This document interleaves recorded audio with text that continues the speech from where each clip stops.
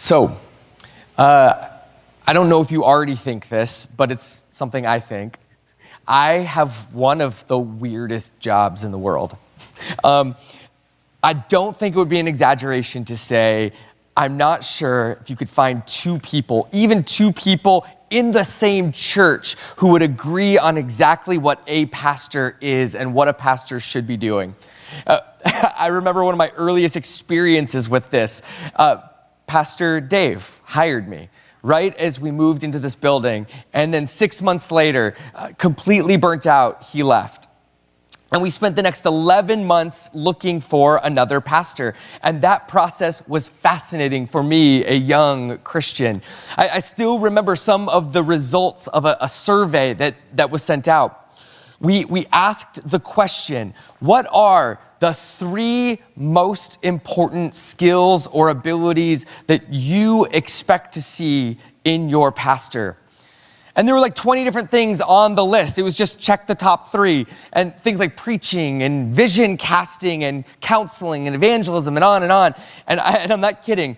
In a church of about 160 people at that time, almost every single skill of the 20 received basically the same number of votes. So that nearly 160 opinions of what our pastor should be and do you should be everything, right? If you think about it, to make everyone happy, like we would have needed a pastor who was strong in all 20 areas. We would have needed to hire Jesus. When people outside of the church find out that I'm a pastor, I also get all sorts of interesting responses. Some with complete confusion. Have never heard of a pastor and look at me like I'm speaking another language. One person asked me if pastors are basically spiritual life coaches. Many have no idea what a pastor is. Some have seen the scandals in the news. And so even if they couldn't tell you what a pastor is, they are pretty sure they know what pastors are, and it's not good. And so I have felt like being an immediate suspect in people's eyes. It's all sort of a mess. What is a pastor? Nobody really has a definition. And because of this, I think I can wrap my mind around just a little bit. I can understand on a much smaller scale the story that the Gospel of Mark is telling us about Jesus, the Son of God.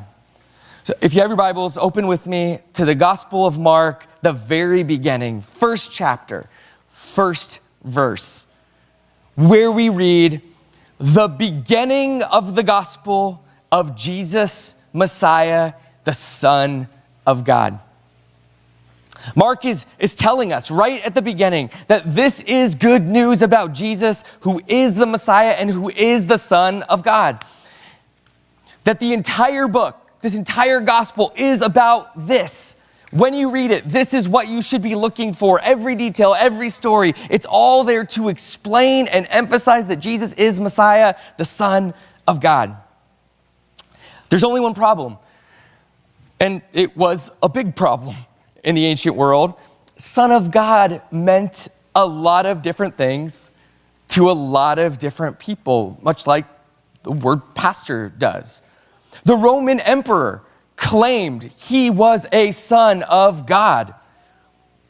And even if you read your Hebrew Bible, you would have found that there were multiple sons of God. Spiritual beings were referred to as sons of God. The king of Israel, David himself, is referred to as a son of God. Even Israel as a community, as a collective whole, were called God's firstborn son. So when Mark, when he comes along announcing the good news that Jesus is the Son of God, we're not quite sure what Mark means. And we should be asking the question, what does Mark mean by Son of God? Right? If only Mark would have given us a really clear and concise like dictionary definition. That would have given us a good starting place, right? Or maybe Paul could have helped us out. He liked to explain things. or any other New Testament writers. It feels like it could have been really helpful if they had just written out in clear prose exactly what it means for Jesus to be the Son of God. I don't know how you became a Christian, but when it came time for me to pray a prayer, I was asked this question: do you believe Jesus is the Son of God? And in the same way that I kinda, sorta understood what I was committing to when I was making my wedding vows, I was like, yeah, I'm in. Jesus, Son of God, I'm good with that. But as much as I wish someone had given me a definition of Son of God to work with, I actually don't think it would have done much good, right? If God wanted us to have these kinds of clear definitions, he would have given us a dictionary rather than the Bible. Definitions, when we're talking about people, have the effect of shrinking them. There's a sense in which a definition can provide some clarity, and that can feel helpful, but our definitions are always too small, too limiting. So early on, I thought Son of God just meant Jesus is divine, that he is in some way God. And maybe you're thinking, right, how is that a small definition? Saying Jesus is divine is a pretty big claim. And maybe it is, especially today. But in the ancient world and throughout most of human history, people have believed in lots of gods, including humans who were said to be divine. So that actually wasn't that special. But these different gods that people believed in had all sorts of different characteristics.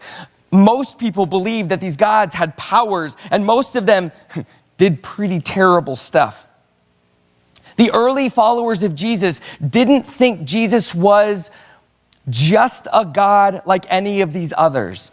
They believed that there was something truly unique about him, something that set him apart among all others, which is why saying Jesus is divine is simply too small. They thought all of them were divine. Just for a second, consider personality tests and the way they shrink us. Whichever one is your favorite, and I actually like them to some degree, right? The Myers-Briggs or the Enneagram. Like, how many times have you felt smaller and unseen because someone defined you with a label or a number? You might not know this, but introverts can actually like people. But they are sometimes treated like they're these antisocial freaks. Introverts, right? Have you ever feel that way? And you may not know this, but extroverts, not me, other extroverts, can be painfully shy. Sometimes a category can help us understand the world, understand a group of people, individuals. It can help us make sense of people. But the moment we try to nail people down with a simple definition, we almost always leave people out or leave out massive, major components of who someone is. Do you believe Jesus is the Son of God? Whether you say yes or no might not be as important as, like, what do you think that even means? Will Willimon, a pastor and theologian, he taught for years at a college, this introductory class on Jesus. And he'd always start the semester the exact same way. He'd ask the class to describe God, and he'd rapidly write every answer up on the board that they would give in kind of rapid fire. God is omnipotent. God is omnipresent. God is omniscient. So, right, all powerful, ever present, all knowing. You'd get God is loving. God is just. God is mighty, and on and on. And then right there in class, Willimon would have his students read the whole Gospel of Mark together. And some of them would bristle. I didn't pay for college to read the Bible. I could do that on my own. But he would ask at the end, what does Mark think God is like? Right? Read Mark. Listen to what Mark has to say about who God is. What does Mark think that God is like? And the class would struggle with the fact that Mark's stories don't really align well with many of our classic definitions of God. Jesus, the Son of God, crying out from the cross, my God, why have you forsaken me? Just doesn't really fit most of our definitions of God. And this really is the problem. Our clear and precise definitions of God are almost always going to be too small. Look at any statement of faith, and you'll read some beautiful descriptions of what God is like. But if you take that statement of faith and you say, this is God, I guarantee you, God is bigger.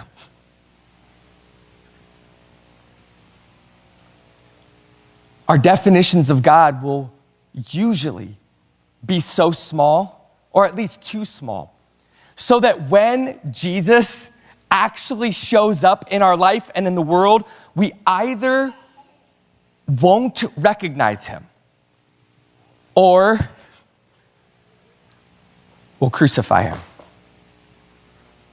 We didn't read this portion of Jesus' final days earlier, but if you have your Bibles and you turn to chapter 14, I want to read a piece that we skipped over. In verse 53, Jesus has been arrested and he's been dragged before the Jewish high priest and the elders and the scribes, and they begin to question him, and he says nothing.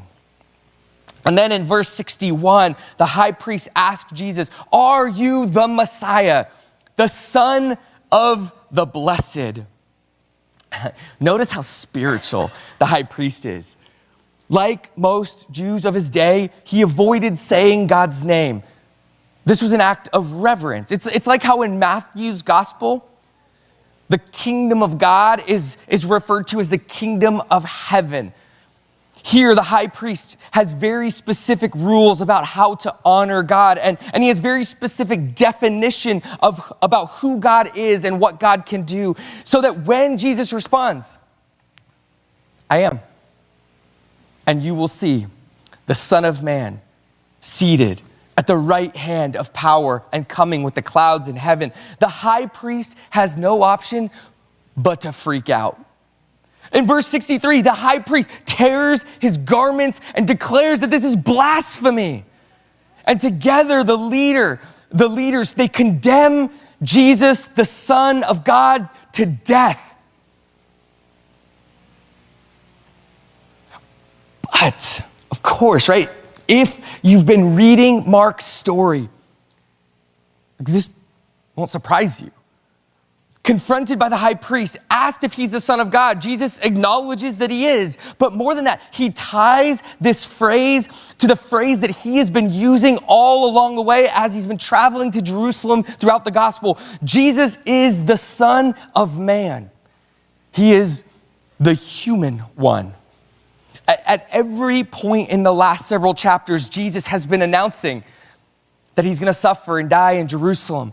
You sort of like get the feeling, if you're not used to Jewish storytelling, you're like, okay, we get the point, because Mark keeps telling us that Jesus told his disciples that he was going to suffer and die, and on the third day he was going to rise. And you're like, okay, move on to the other things. What other kind of cool miracles did Jesus do? And Mark is saying, stop. This is the point. He would die a human death, and through it, he would set humanity free. He would restore humanity through his death. The high priest and his fellow leaders, they believe that they are going to kill a man who is claiming to be God. But the Gospel of Mark shows us a God who has become truly human to serve humanity and give his life as a ransom for many. What you intended for evil, I intended for good. We hear this phrase from Genesis echoing in the background. See, for Mark, the emphasis isn't actually on Jesus' divinity, although all along the way you see him doing all of the things that only God can do. But for Mark, that's actually a given, which is kind of mind-blowing. But if we follow what Mark is doing, he is concerned with what Jesus has come to do on behalf of the Father. If you want to know what God is like, listen to the Son. Look at his life and his death, and you will see God. Because Mark is saying the two are in perfect alignment. And I love the way that Mark tells this story. And I want to just run you through just some of the highlights, because it's a thread through the whole gospel that many of you, as you're doing this read through the New Testament, you've probably heard this, and I want to connect some of those dots. And it all starts where we started earlier in 1:1. Right? Mark tells us exactly what kind of story he has for us. He sets it up. This is the story. This is the good news of Jesus, the Messiah, the Son of God. Okay, cool. What's that mean? Well, 11 verses later, we get this sneak peek that none of the disciples or John the Baptist or anyone else seems to get. Jesus is being baptized in the Jordan, and a voice from heaven speaks, and it seems that Jesus is the only one who hears this word. But the Father is confirming his identity and his calling. You are my beloved Son. With you, I am well pleased. So at this point, we the readers, the Father and Jesus seem to be the only ones in on the story. We in on the secret. As readers, we've been told exactly who Jesus is, but Mark is going to tell this story, filling in all that it means. And I don't know if you've ever heard it this way, but it's actually a really funny story. So Jesus' closest friends, the people who are with him all the time, everywhere, every step of the way, they have no idea who he is. The religious leaders and the people who are like the most equipped to understand the ways of God, but they can't understand who he is. It makes me think of this news clip that I watched this week of a helicopter news reporter who's reporting on a high-speed chase. And after the guy who was running crashes, the suspect gets out of his car and he's running away, and he turns down this alley and he dives behind this car, and the police come running and they like pass right by him. And it's like a Keystone Cops, like it's really silly as the police go running by in this almost cartoonish way because they can't see him. But the news reporter up in the helicopter, you can hear his commentary, and he's freaking out. He's yelling at the officers who can't hear him because he's in a helicopter going, he's right there. You guys, go back, go. And they're just running off because they have no idea. As readers of Mark, we can feel like this news reporter yelling at the disciples, go back, he's over there, don't you get it? Like we know Jesus is God's son. Well, we've been told Jesus is God's son, but no one in the story can see it yet. Well, that's not entirely true, because the unclean spirits can see it. Chapter 3, verse 11, the unclean spirits see Jesus and they fall down and they cry out, you are the Son of God. Chapter 5, verse 7, an unclean spirit cries out, what have you to do with me, Jesus, Son of the Most High God? So the unclean spirits know exactly who Jesus is, while the disciples and everyone else struggles. And then it just gets funnier because in chapter 6, verse 3, Jesus goes to his hometown. Surely, if anyone will recognize Jesus, and understand him and his mission, it would be his family and friends, right? Instead, they ask a question specifically designed to spark our attention as readers of Mark. Jesus, isn't the Son of God. Instead, they already know who Jesus is the son of. So in 6:3, it says, is not this the carpenter, the son of Mary, and brother of James, and so on. And they took offense at him. They think they already know who he's the son of. Have you ever had one of those moments where you just had to sit someone down and you had to be very clear with them, right? Can you understand the words that are coming out of my mouth? That kind of talk. Jesus takes Peter, James, and John up a mountain for one of those talks. The same voice that speaks to Jesus at his baptism speaks to Peter, James, and John.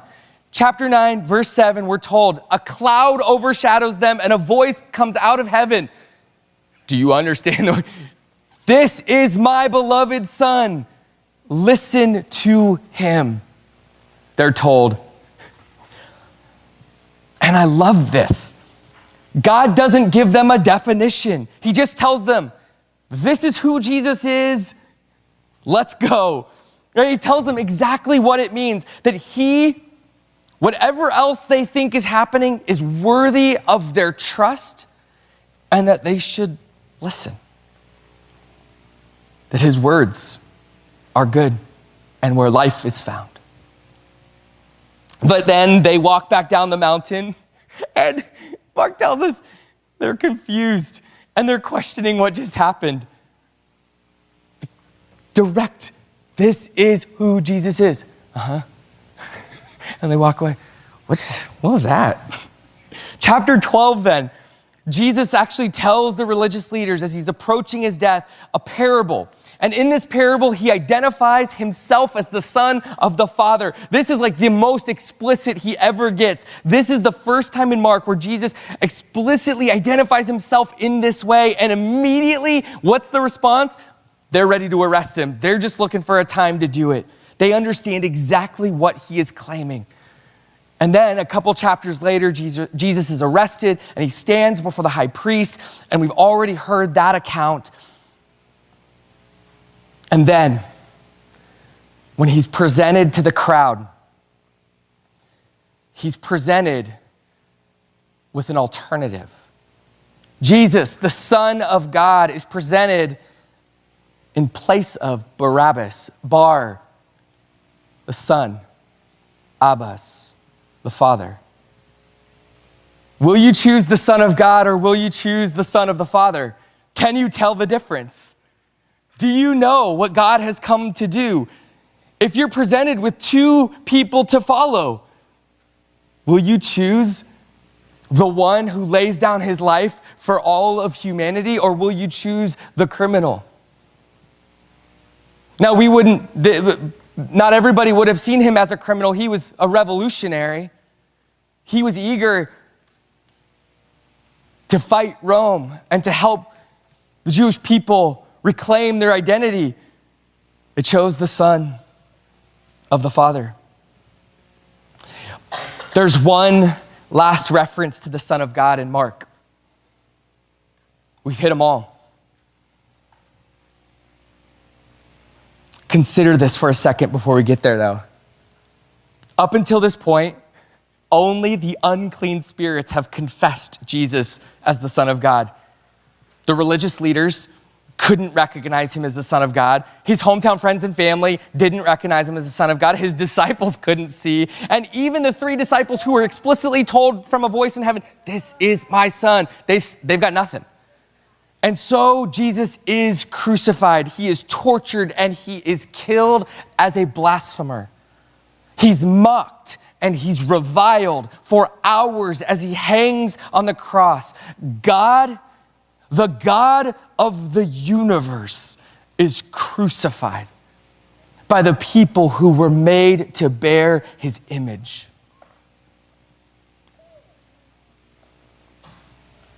If you're following in your Bibles, turn to chapter 15, verse 37 for the final reference to the Son of God. Verse 37, and Jesus uttered a loud cry and he breathed his last. And the curtain of the temple was torn in two from top to bottom. And when the centurion who stood facing him saw that in this way he breathed his last, he said, "Truly, this man was the Son of God." Let me tell you a beautiful truth about the Gospel of Mark. It gets funnier every time you read it.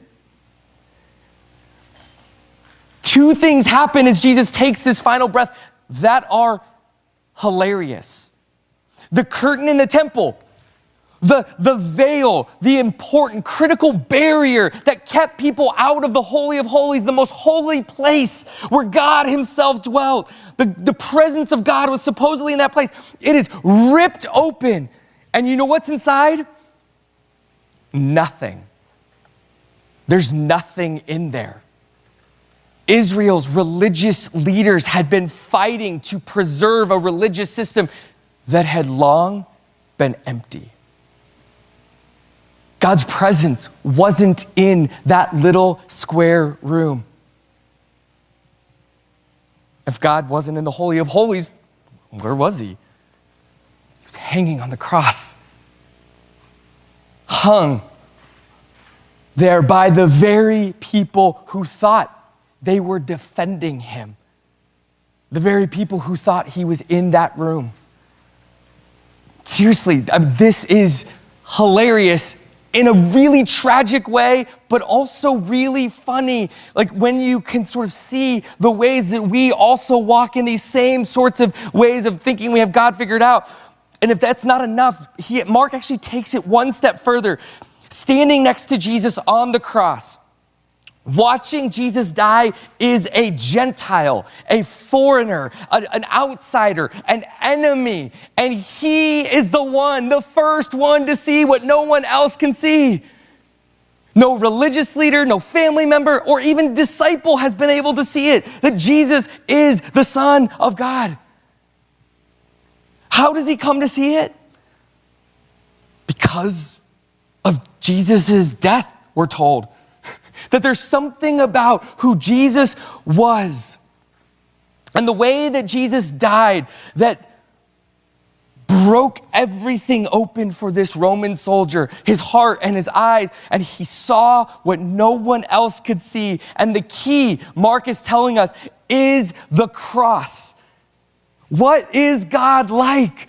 Who is the Son of God? Jesus on the cross.